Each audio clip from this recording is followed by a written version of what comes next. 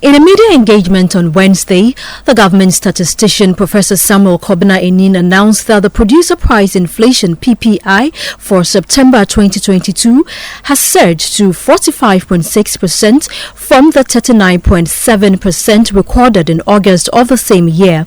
This represents an increase of 5.2 percentage points. He explained that the September rate was largely driven by increases in the industrial sector, which recorded the highest year-on-year producer price inflation rate of 54.5%. This was closely followed by the construction sector with 25.1%. The services sector recorded the lowest year-on-year producer inflation rate of 5.6%. Here is the government statistician Professor Samuel Enin giving more updates.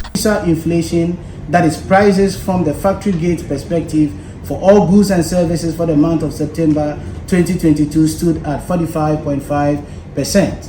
This literally means that averagely general prices of goods and services from the producer's perspective, from the firm's perspective, have gone up by 45.5% between the months of September 2021 and September 2022. On a month-on-month basis, with the respective indices, provisional September 2022 160.3, August 2022 152.3, monthly change between August 2022 and September 2022 was 5.2%. From the factory perspective, from the producer's perspective, between August 2022 and September 2022, generally prices of goods and services went up by 5.2%.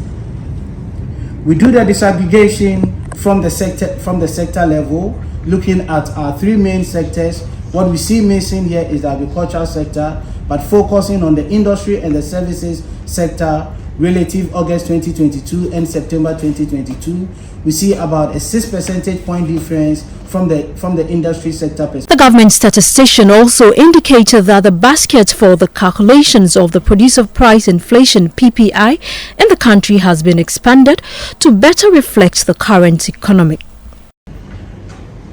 The rebasing also gave us an opportunity to expand the scope of firms that we're working with.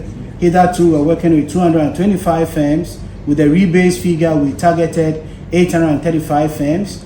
Data that we're going to share with you henceforth had a response rate of about 72%. So we have 603 firms from which data has been collected, and subsequently we're going to use this data in the production of PPI and producer inflation.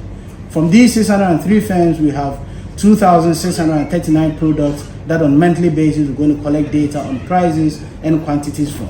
This is an increase from 900 given the old series that we had until September 2022.